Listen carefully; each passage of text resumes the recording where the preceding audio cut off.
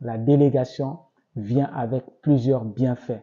Elle permet à vous qui en faites usage de libérer du temps et donc de vous concentrer sur les dossiers stratégiques. Elle permet de mettre à profit les compétences de vos collaborateurs et donc de leur accorder votre confiance. En plus, elle permet de diminuer votre stress. Je sais, malgré ces avantages, à l'instar de Henry Ford qui démolissait ses cadres prometteurs, plusieurs leaders ont peur de déléguer leur pouvoir pour plusieurs raisons. L'une d'elles, la première, c'est la perte, c'est la peur de la sécurité d'emploi ou la peur de perdre en importance au niveau de l'organisation.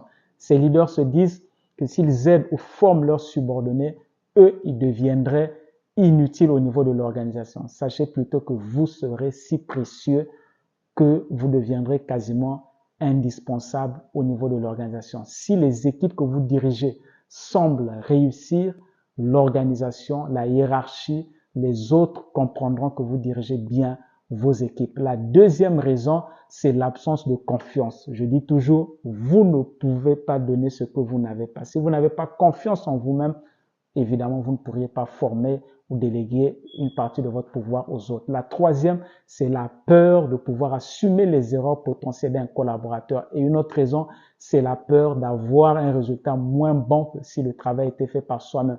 Alors, je n'aime pas trop cette raison parce que normalement, si la délégation, elle est bien faite à travers le processus que nous verrons tout à l'heure, on devrait avoir par son collaborateur un résultat aussi bon, sinon même meilleur.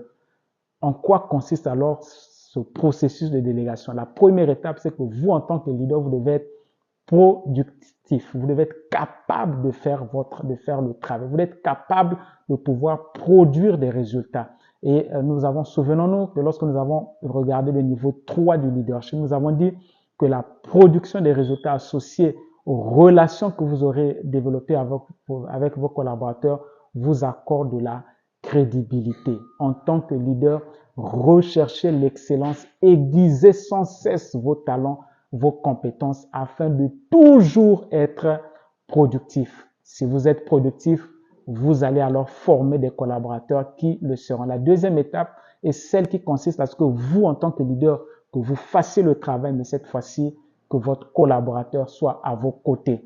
C'est vraiment ici, vous invitez votre collaborateur et vous lui montrez comment vous faites le travail, vous lui montrez ce que vous faites et comment vous le faites. C'est vraiment ici que commence l'autonomisation.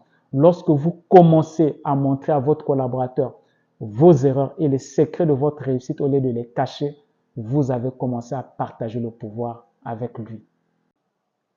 Donc, nous avons vu aujourd'hui 2 étapes du processus de délégation efficace. Les autres étapes font bien évidemment partie de notre offre de formation que nous mettons à votre disposition. Merci.